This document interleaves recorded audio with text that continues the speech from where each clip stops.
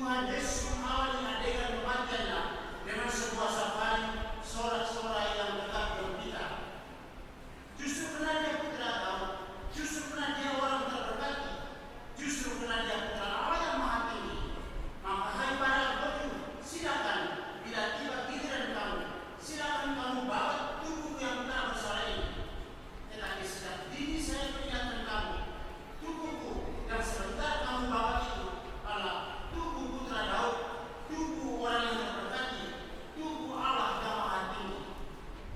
Ibu bapak saudara-saudara sekalian, sangat-sangat ironis hari ini manusia